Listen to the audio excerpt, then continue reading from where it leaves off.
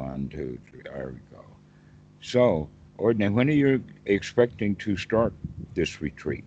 Or I guess maybe you're already on it. Yes, I mean, I kind of started when I got on the plane yesterday from Berlin, and then just tried to stick with some sort of mindfulness of breathing the entire time, and then so kind of already started as far as I'm. But I guess this will be the first whole day at this place. Okay. Uh, well, welcome to Wat Suan Mok Skype then. And this will be the orientation session for a new retreat. You had said earlier that you had been to Burma and had done uh, a retreat that you used the word intense on. Okay. Let's talk about the various aspects of the intense. Mhm. And that when you have one intense thing after another piled on, it seems to be adding to the intensity rather than one thing is so high intense that the others don't even count. That's one way of looking at it. But in fact, it seems to be piling up. Now, one of the things that I have seen in almost all retreats, or let us say all legitimate retreats that are retreats in the sense of a meditation retreat, um, they all have one thing in common in the sense of the concept of seclusion. That the Buddha was very big on seclusion, especially for the beginners, and we'll talk about it more. But in a retreat, we can talk about the fact that if you go to a retreat, unlike where you are now, but let us say in Burma, that in a way you weren't in seclusion. There were all kinds of people around, and that you had to kind of pretend that you were in seclusion. But there were some real things that they do work with in the sense of seclusion. And that is no laptops, no cell phones, no books to read, no journals to keep, no writings to do, absolutely nothing like that. And they also tend to make rules about uh, some meditation sessions are more formal than others, and these are the ones that you got to do. You got to do 8 in the morning, and you got to do it 11, and you got to do it 2, and you got to do it 8 at night, or something like that. Okay. And so these are the kinds of things that they have. So they have both a set of rules and an environment. And that basically these rules about the stuff is to set that environment to be in absolute seclusion. And the whole point of that for the beginner is that how to say it. It if the student starts to practice wrongly, it becomes intense. But it originally was the idea of getting into seclusion so that the student can start off immediately to start practicing correctly. Mm. Because they've got now no distractions. We're trying to get the student in a situation where there's no distractions. Everything is far away, and we're secluded, so that the only thing that we have to work with is our own mind. Unfortunately, not only in a meditation retreat center where the seclusion is a bit artificial because of so many people around, but even in the environment of being out actually in the woods, in seclusion, in an empty hut, under a pile of straw or inside of a pile of straw, at the foot of a tree, or the kind of places that the Buddha recommends, even inside of a cave, we're not yet quite secluded. Why? Because we bring the whole world with us in the sense of our idle chatter about the past and the future. Okay.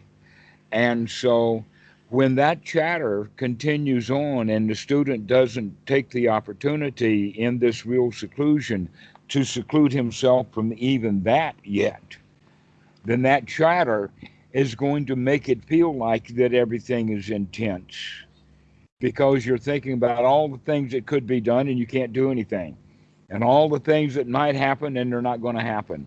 And so the mind is, let us say, literally raining big time. Hmm. And that rain is then winds up being a flood rather than soaking in. Hmm. And what we want to do is to have that stuff soak in so that we don't have to put up with it. And so this is where we begin to practice correctly. And so the correct practice in is really all about getting completely secluded from the world, in the sense that not only are we secluded from the outside world being in quarantine the way you are, but you're also going to seclude yourself from the internet if you want, or you make your own rules and list about what you're going to have. But the most important thing is to allow yourself to be secluded from unwholesome thoughts. That's the place to get started. That in fact is so important that the Buddha makes a mention of it in, gosh, so many suttas. It's like he harps on this one point over and over and over again, and that is the hindrances, and to be free from the hindrances. Once we're free from the hindrances, now we can use the mind to stay free from hindrances. We can apply the mind to keep it in freedom and to remain there.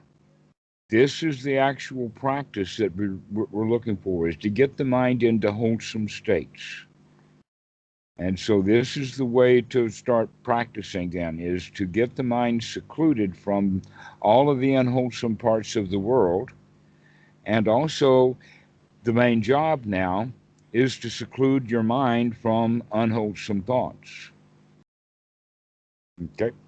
In fact, the Buddha says in Sutra number 117, when he's talking about the Eightfold Noble Path, he makes a big point about one's right effort.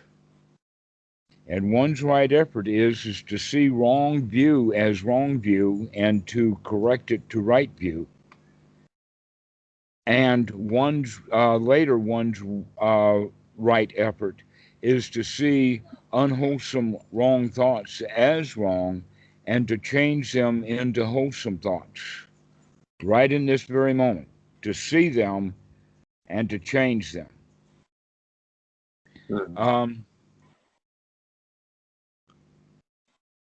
the immediacy of that is really important in one of the suttas. In number 19, in fact, the name of the sutta is Two Kinds of Thoughts, in the sense of wholesome and unwholesome. Uh, so, thoughts of goodwill, thoughts of renunciation, thoughts of harmlessness, thoughts of good cheer, thoughts of non critical thinking or nurturing thinking would be the kind of wholesome thoughts that we would have. And unwholesome thoughts would be thoughts of things that have to be done, thoughts of places to go, thoughts of desires or things that we want, doubts about the practice, and all kinds of things like that that will prevent us from being in a really nice, cheerful mood. So, in this Sutta number 19, the Buddha talks about it in the sense of a cowherd who is taking his cows along a path. And along the path are food stalls and children and all kinds of things. And he has to make sure that his small herd of cows is going to stay on the path, that they're not going to be stealing food off the food stalls and they're not going to be stepping on kids and whatnot. And so the cowherd takes a stick and he guards them and he whacks them. And he keeps whacking them to keep them on the straight and narrow. because he knows that it is dangerous if he lets the cow run amok. All right? It's dangerous to let the mind just go wandering all over the thing. In fact, you could say it like this: things get intense. And so if that cow herd is not guarding those cows, things get intense with the villagers. They don't like it that he's not guarding them. But after he gets them through that area and gets them into the pasture where the rice has been eaten or whacked, and the stubble and the refuge is left there, now he doesn't have to stand with the cows with his stick. Say, don't eat this, oh, don't eat that. He's not whacking them now. In fact, he can go sit down under a tree. And all he has to do is watch them to make sure, yes, there they are. Yes, there they are. And in that way, this is how we would work with the mind, in the sense of once we get the mind in a wholesome state by whacking it from time to time, keeping it out of the unappropriate thoughts into the thoughts about the here now, the mind actually will pretty quickly fall in line. This is not much of a struggle. The mind will fall in line. We start intending to have wholesome thoughts and continue to have wholesome thoughts. And so now there's not so much work to do, and we can relax. So in fact, now we've gone through 2 levels of relaxation. The first level was very intense, and so we relaxed it into guarding the cows. And so now we're relaxed again, now that we don't have to guard the cows to keep them out of going into the intense. Now we can just relax because they're safe. Everything is safe. Everything is secure. Everything is all right. And we can, in fact, relax. Whew, what a...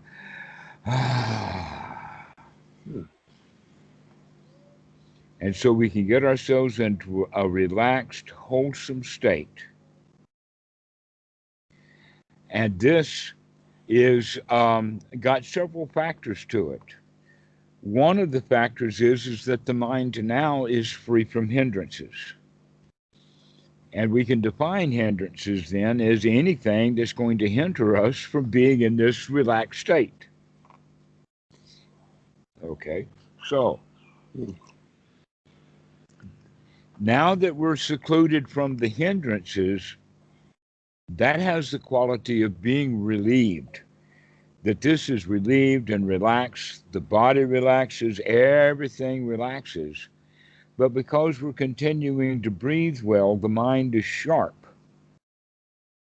And so we put our attention on the breathing, but we do it in an easygoing, relaxed way, that all we have to do is note that this is an in-breath and note that this is an out-breath. And there's not much else to be done because we're noting the mind already. Everything is okay. Everything is wholesome. With this, because we're guarding the mind and keeping the mind in the wholesome, that means that we've already been going through and are now continuing to go through, giving ourselves actually good, wholesome thoughts to think. And some of the good, wholesome thoughts that we can be thinking, the Buddha would call those kind of thoughts gladdening the mind. Okay, thoughts of goodwill for other people, or metta, would be thoughts of being kind. But thoughts of competition with other people, that's unwholesome thought. Okay, so wishing other people goodwill, wishing other people in the sense of, boy, I wish they could feel as good as I do right now. Wow, what a nice world this would be if everybody felt this good.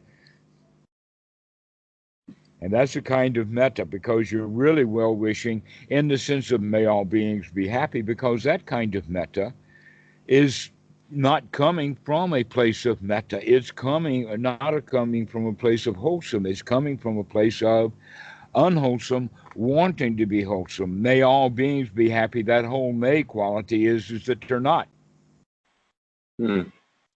So the metta that we do has to already come from the wholesome place. But the wholesome also would be thoughts of, wow, isn't this nice? Mm. Everything's going to be all right. Everything is fine. No worries, no problems.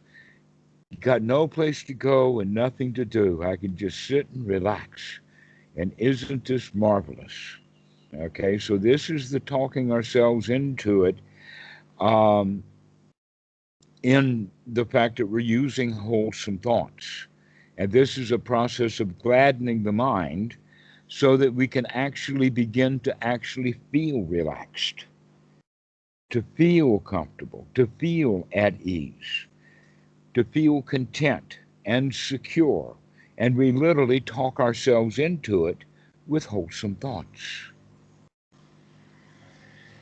We talk ourselves into it with having wholesome thoughts. Wow, isn't this so nice? Wow, no place to go and nothing to do. I've got nothing to do. And then if any restlessness comes, we can feel that restlessness and we can say, hot dog, I see you, restlessness. And guess what? I'm not going to go do anything just because you're restless. Because restlessness will come up. That's one of, by the way, one of those intense things that happens in these meditation retreats is restlessness will come up. What is the restlessness for? Well, actually, the restlessness has already been there. That's why we open a book or go to YouTube, take out our cell phone, read an article, whatever we're doing, we get active because we are kind of driven into activity. There's an underlying boredom or restlessness that is there that is actually built into our society, that we get every child up and running, literally, to the point that he continues to run even when he's asleep. There's something in there that's just wound up and clock is ticking, All right. And so we have to get in touch with that rather than feeling intense like I've got to do something and here I am and I'm on sleeping on a hard surface, got no place to go with nothing to do and I hate it. And I can't do anything. And now on top of that, I've got all this restlessness. And you can see how all of that intense starts to mount up.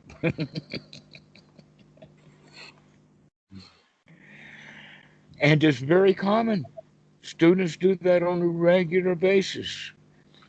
Be be alert to that. Be alert to when that restlessness comes to see that that's just an underlying fear of something needs to be done. The reality is that if you get up and leave that hotel room, that's dangerous, and you know it. Staying put is not dangerous, even though something inside, they call it what? Cabin fever, stir crazy. There's all kinds of words for it. Um, and that's exactly what 10-day meditation retreats are designed to stir up. Mm. Yeah. Okay, so there will be a moment in time, or two, or three, or four, or a dozen, or every day, or every 10 minutes, when you'll feel that restlessness. And that's when you really need to practice going back into the wholesome and to say, everything's okay, everything is fine. There's no snakes or crocodiles in the room, and there's no place to go and nothing to do. And then you can start taking a few deep breaths and figure out how to play with this restlessness, how to get in touch with it, what to find out is it located in a particular part of the body or not. You probably are not fully aware of it now, but you probably recollect when you were in the retreat that, yeah, there was that restlessness that was there in that retreat.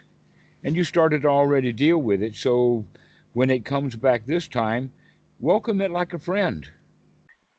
If I may say something to that, Yes. I recently, after yeah, give or take a few years, 20 years of smoking cigarettes, I quit uh, 8 days ago. Okay. So I've had I've had a good week of getting to know restlessness more than I have maybe, yeah, in a very long time, if ever. And it is,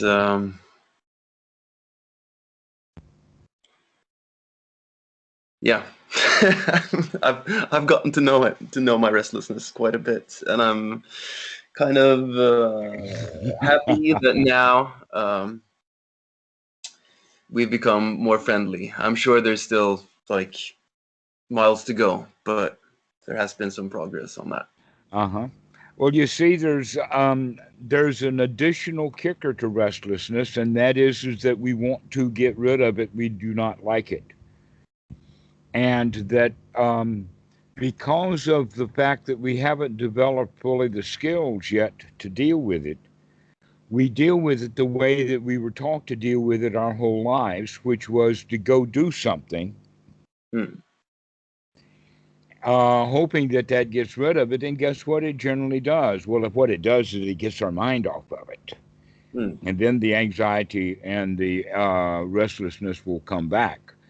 And in fact, it's only really there solidly when we've got nothing to do, because that drive of going and getting something done is so strong. And so now you don't have to deal with it in the sense the way that most people would by not knowing this. You can actually now be on guard for that. Aha, I see you, restlessness. Yes, I do. I can see it. There has also seemed to be, especially when sitting in meditation during this process, this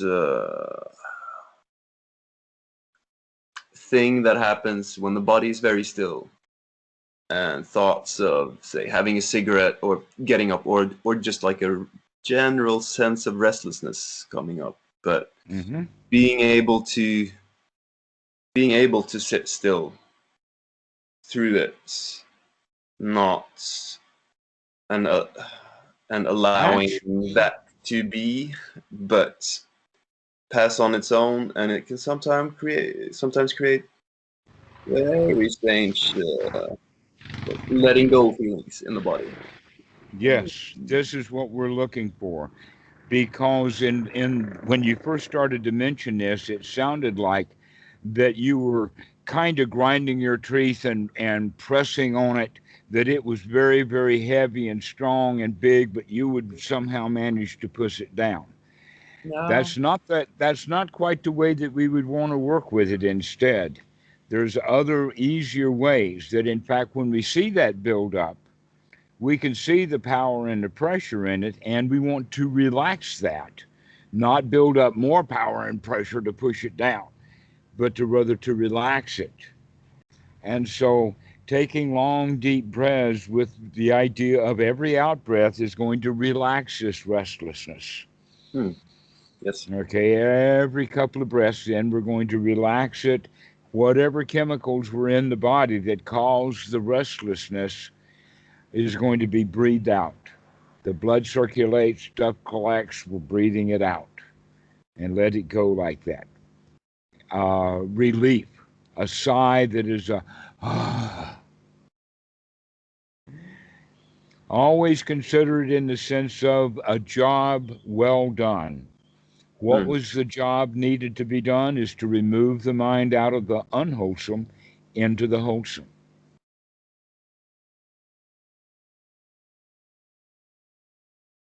That's the only job that's needed to be done right now.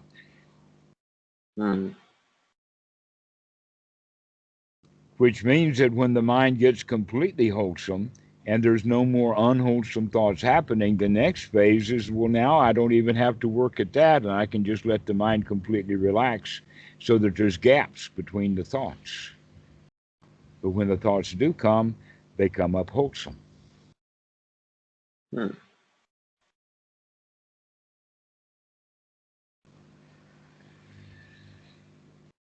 I do feel like I have quite a few stretches of gaps between thoughts. I probably feel when you're talking about it now like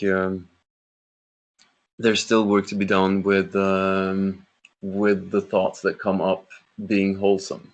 Mm-hmm. So there's gaps and sometimes quite long stretches. And so would you then But recommend when a thought comes up in this space, like what I've normally done is to kind of not pay attention to it, not trying to push it away, but no, also we're not, going to actually analyze. yeah. Grab hold of any thoughts as they come. Get very good at grasping them, Hmm. taking control. Just like we're actually taking control of the breath, we're also taking control of the mind. Mm. But the whole point about the practice basically is that each individual one of us has been basically out of control. And we keep looking for someone to help us get back into control, where in fact nobody can control their own mind. How can they help me control mine? And so that's why we have so much hypocrisy and rule making and all of that in the world, just because people don't actually learn how to control their mind. Now, Mahasi actually was quite specific on this. The book that I'm referring to is a book that I saw translated in 1965, so this is really old stuff. And it was translated into English, but in the point where he's talking about to grasp the object, or we in English, Western Buddhism say take on an object. But a Mm. better way of saying it is that we jump on an object, Mm. we grasp it, we confront it, seize it. In the English language of this book, they actually use a very interesting phrase to fall upon it. Mm. Mm. Okay, which would be the same thing. That would be very ancient way of saying it. A more modern way of saying it is just jump on it. Bhikkhu Buddhadasa makes clear that that's true also, as well as indications in the suttas. And so you've got all of these old masters agreeing that we actually have to jump on the object. Um, this All seems right. this does seem different from what I was taught in at the Pauk monastery, but I don't know if it really is or if I'm just where they taught a very kind of strict anapanasati only breath until very strong samadhi states, and basically that's Okay. Well, we're not looking for those kind of samadhi states because we're not using the word samadhi like that. We're using the word samadhi in the way that it was used originally in the Pali. And the word samadhi itself means to collect things together. And so when the mind is collected together, when the mind is unified, and we can say, well, the mind is unified in what way? Well, no conflicts of interest. We don't tell lies because a lie would be a division in the mind. We have no doubt because any doubts about is it this or is it that, and now the mind is not unified or collected together. Okay, so this is the mind, because if you were thinking about the Eightfold Noble Path is to get somebody into the kind of samadhi mind that many meditators think, that means he can't get up off the floor of the meditation hall. And if he got into that kind of state while he was on the bus, he might wake up in the morgue or in the ICU because nobody knows what to do with him when he's in that kind of samadhi state. We're not looking for that kind of samadhi state. We're looking for unification of mind. And the unification of mind, quick one. There is a Western American teepee. Native Americans had temporary housing for the plains called a teepee. You know it? yes. Okay. Guess what? It's got a samadhi.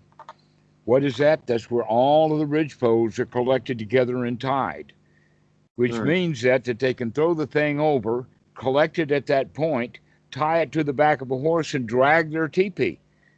Mm. And they take it anywhere they want to, and then they untie it, grab one of the poles, pull it out, pull the others out, and now they can reset up the teepee. They don't even have to take it down. It's even easier to put up in a tent. Mm. because of these ridge poles that collect together at a point, a samadhi point. Many Asian buildings are built with a samadhi point. In fact, in Western buildings, we have the concept of a gable. There's a high point where things lean like that, and they lean on each other. The same thing is an arch, where you have that center arch pin, and now the whole arch is very strong, so you can put huge amounts of weight on it. Hmm. All right? This is what we mean by the samadhi, is when things are collected together in a unity fashion. And so we're actually also practicing samadhi in what we're doing by, number one, being free from hindrances, and number two, getting ourselves into a state of satisfaction, and three, of getting the mind applied to being in the wholesome and sustaining it. And voila, guess what? We now have just talked about and gathered together the 5 factors of the first jhana. Okay, so... And it doesn't have anything to do with concentration. Or let's talk about it like this. Look at my hand. Imagine that this is whatever we're going to concentrate on, right? And this is the mind, right? The mind. All right, and what we're going to do in our practices is we're going to just keep pointing back to it until pretty soon it gets pretty stable, and it can just stabilize and begin pointing at it until it finally relaxes. It relaxes, and everything is comfortable. All right? Now, most people think of concentration is that, oh, I've got to really keep my eye on that thing, and I'm going to push on it, and I'm going to shove on it, and I'm going to work really hard, and I'm going to get a whole bunch of... No, that's the whole wrong way. You're putting way too much effort into it. And not only that, but you never stop the jerking around while all of that pressure is being put onto it. Hmm.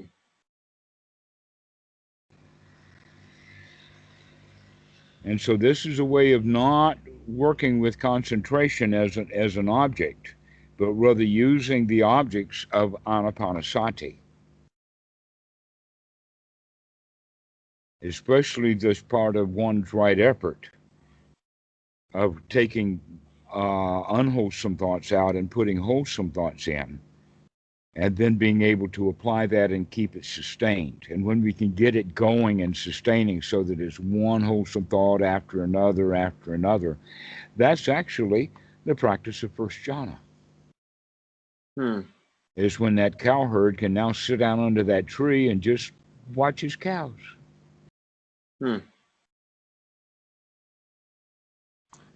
So if I understand you correctly, that would be a state where there would still be thoughts, but wholesome thoughts.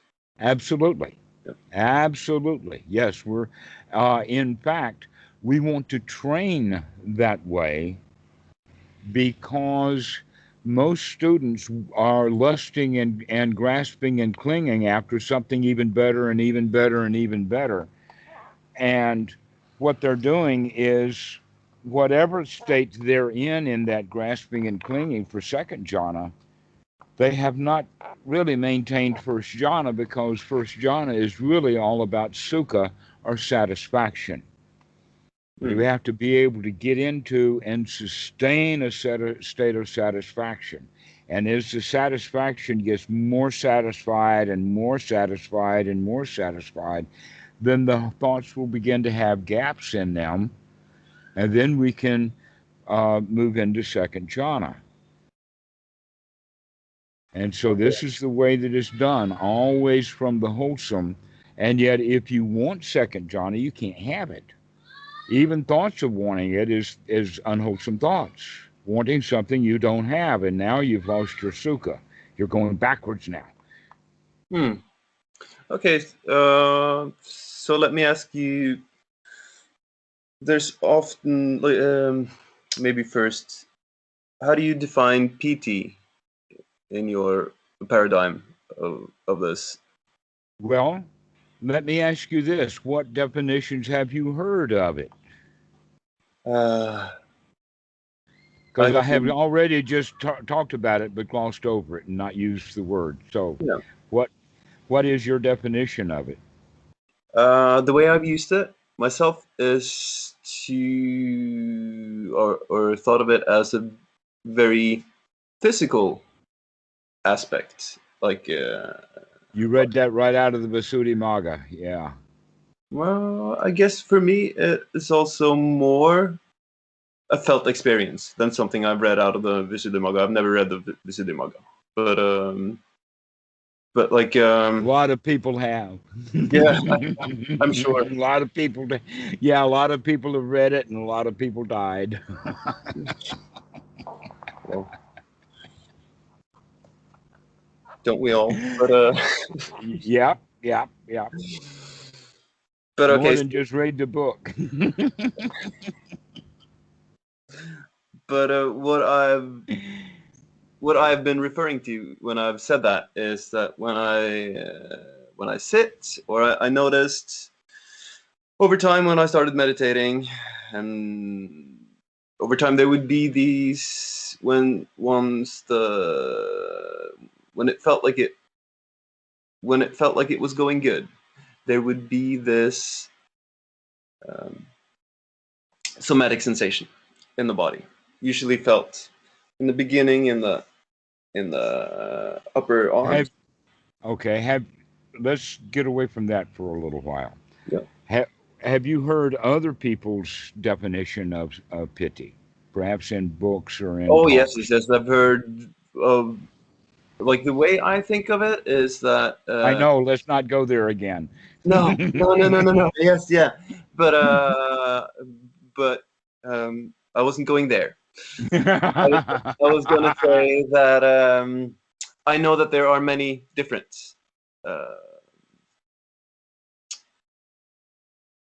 maybe criteria isn't the right word, but definitions was the word you used for it. So, and I've read it in different books, mentioned in different books, and noticed that the definitions are different. So, yeah. Are they? Are they really different? Or are each individual teacher kind of pointing at something from different directions and using different language for it? Okay. Have you ever heard of anyone or seen anyone use the word joy? Yes. Okay.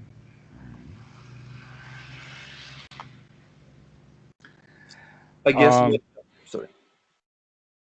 Piti fits very, very neatly into the practice of Anapanasati and the way that the Buddha frames it to fit in with one's right thought or one's right. Actually, the way that I translate it often is the underlying position of all of our thoughts has to do with our attitude, and that sama sankappa can very easily be seen as one's right attitude, that we develop the right attitude. If it were thought, then we would do it immediately. But in fact, one's right thought leads to one's right attitude. Because we have, in English, we have the concept of a victim and winner, or top dog, underdog, that goes all over the place, including politician and voter, rich man, poor man, cop and person stopped on the street, and teacher and student, and professor and student, and psychologist and client. All of these one up, one down relationships. And so bringing things back to an even keel requires then for us to be able to go from being the bottom onto being on top. All right, so piti actually has the quality of success that I would add to that group of words: secure, safety, contentment, and satisfaction, to add another ingredient in there, and that is success. That the Buddha expects that. In fact, in Sutta number 48, there is a statement after he goes a long way to define the word that Bhikkhu Bodhi translates as the word obstruction. But basically, that whole paragraph is talking about the hindrances. And then the statement says is that the student knows that no matter how obstructed the mind becomes, that the student can clean the mind out, come back to this present moment and see how things really are. Then it says, this is the first knowledge that is noble, supramundane, a factor of the path, and not held by ordinary people. Now, this is actually right there in the sutta. I've more or less translated it right out of the Pali, though my translation is probably a little warped compared to the other translators, but that's right out of the Pali. No matter how obstructed or how often or in what sequence of events that the mind gets into unwholesome thoughts, we can pull it back out of those unwholesome thoughts into wholesome thoughts, come back to this present moment and see the things the way really are. And this is the first step of the noble path. This is the very first step of Sotapan, if you've heard that word before. The noble path starts with when the student has that confidence, that shraddha, or shraddha, okay? This is the piti. The piti then is that confidence. That piti is, in fact, that thought that has a feeling underlying it, and the feeling underlying it is piti, but the thought is can do. I can do this. I can throw my mind back into the wholesome. I know that I can do this. That's why the cowherd in that story could sit down under the tree and relax, is because he knows he's got the cows. He's completely satisfied and content and feeling successful that he got the cows out there where they could feed without causing any damage and getting them there. Okay, so piti, sukha are often used in the Pali together. I've noticed, yes. So that we begin to put together then that quality of success is where that word joy comes from. The joy of success. The joy of can do and the attitude of can do. And this is, in fact, the fourth item on the Eightfold Noble Path. And that's why the Buddha adds it number 4, because number 1 is right view. Number 2 is right sati, to wake up and to look. Number 3 is to take the right effort to take the thoughts from unwholesome thoughts into wholesome thoughts. And then number 4 is to relish in the fact that I've done it. I can, in fact, put the mind in wholesome states and keep it there. And when the thoughts of hindrances come back, I can catch them and pull the mind back into a state of satisfaction. So this is how we use the word piti, is that piti is actually the feeling of success, which is the sama sankappa. The feeling of success gives rise then, and you can see that in fact, yeah, there's bodily sensations all over the place with this. Let me give you some examples out of real life. One would be the football match. And the guy makes a touchdown or scores a point. In American football, what does he do? He will spike the ball. He'll throw it on the ground. He'll dance around with his arms in the air, doing a what? Victory dance? Yeah, that's piti.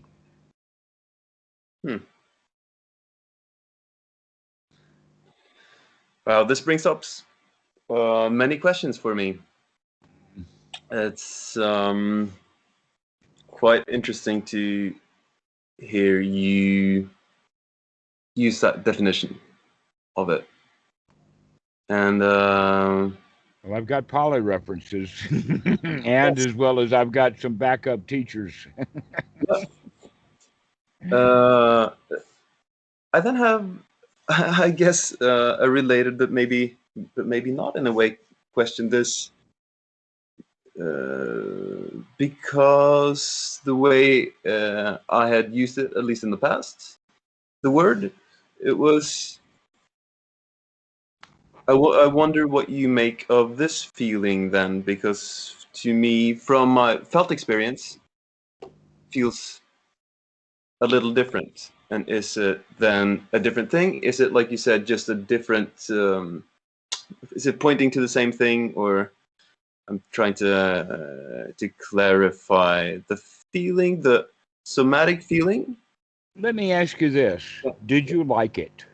Oh, yes. I rest my case. Hmm. We don't have to go any further than that. Okay, We don't have to analyze fair too enough. much.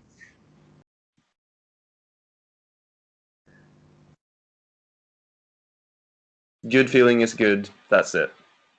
Yeah, that's the whole point, is to feel good and comfortable and relaxed and enjoying the moment. Unburdened, unbound, with nothing to do and no place to go, and just keeping track of what's going on. Yeah, it is that.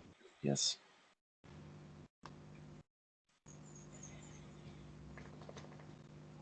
And it becomes very easy, and life is easy. And then sometimes insights will come, hot dang, this really does work. This really is that good.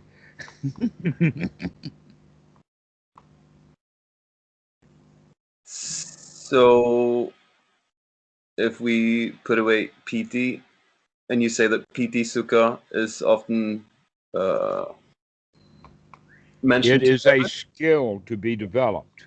Yeah. At this point in time, it will remain a skill to be developed. Do not think about trying to move beyond it. Rather, your job right now is to develop it.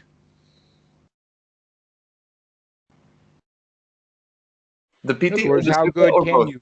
Sorry. They're both factors of the first jhana. They are both factors of anapanasati. In the sutta, it's step number 5 and 6. Relaxation of the body is step 4. Step 5 is piti and sukha. Gladdening the mind, step 10. They're all there in sequence. They're in a sequence of, uh,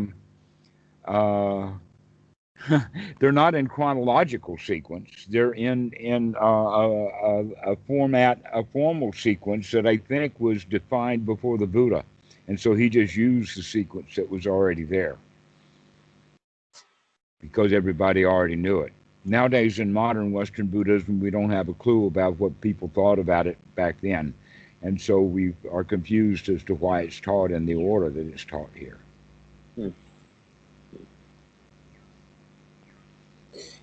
But when you understand the Eightfold Noble Path and that Anapanasati is nothing but the application of the Eightfold Noble Path. In fact, Bhikkhu Buddhadasa said that Buddha actually only taught one meditation. That was only one. There's been recent scholars and whatnot that have tried to come up with 40 of them, but basically the only one that the Buddha taught was Anapanasati. All the others were preconditioned or pre-existing, So what it or is, yeah. are actually part of Anapanasati. Many of them are actually part of Anapanasati. Hmm. And so, yes, piti and sukha are factors, and it's said like this: mindfully he breathes in while developing the skill of sukha. Mindfully he breathes out while developing the skill of sukha. Mindfully he breathes in, developing the skill of piti. Mindfully he breathes out, developing the skill of piti. This is how the sutta actually is I got them backwards, but I did that on purpose. But it's said exactly like that. And so that's why that mindfulness of the breathing in long and mindfulness of breathing out long actually helps to the generation and the building up of these good, wholesome thoughts that lead us into the state of piti and sukha. To where if you leave unwholesome thoughts mixed in, then your piti and sukha are going to be spotty at best. Mm.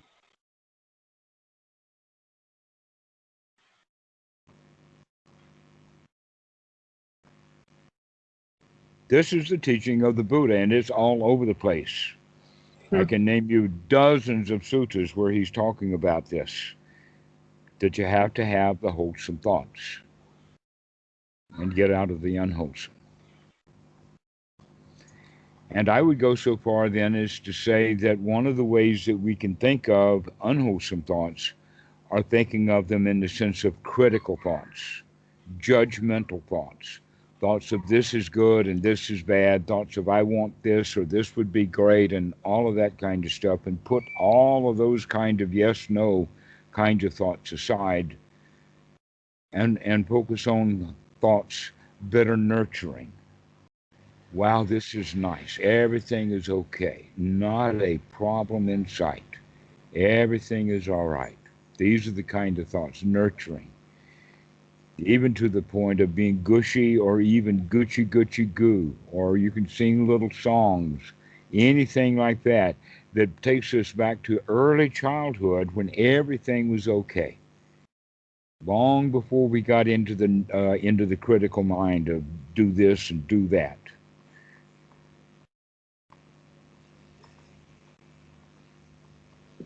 These are wholesome things, nurturing thoughts, non-critical.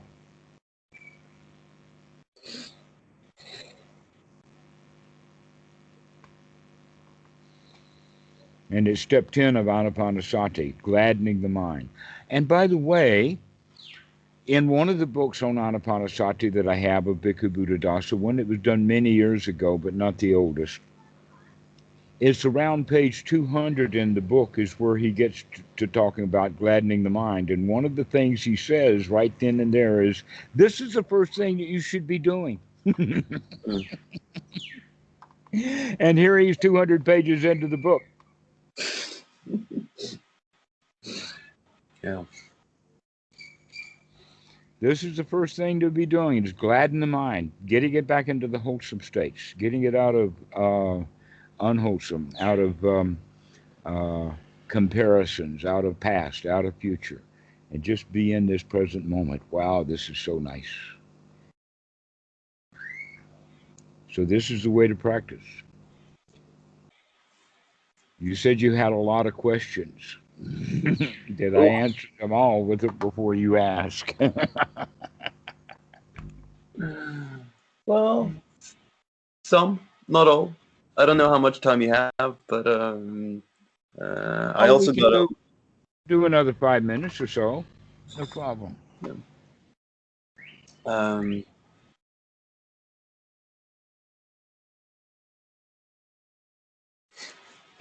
most of them are maybe really bigger than the 5 minutes. I think actually I should leave the questions for another time, and then just think of what you told me already. All right, good. Well, go practice. Enjoy your retreat. I will. Enjoy, and I mean that. Lots of piti, lots of sukha, lots of hopping and dancing around, saying, "Wow, isn't today such a great yay!"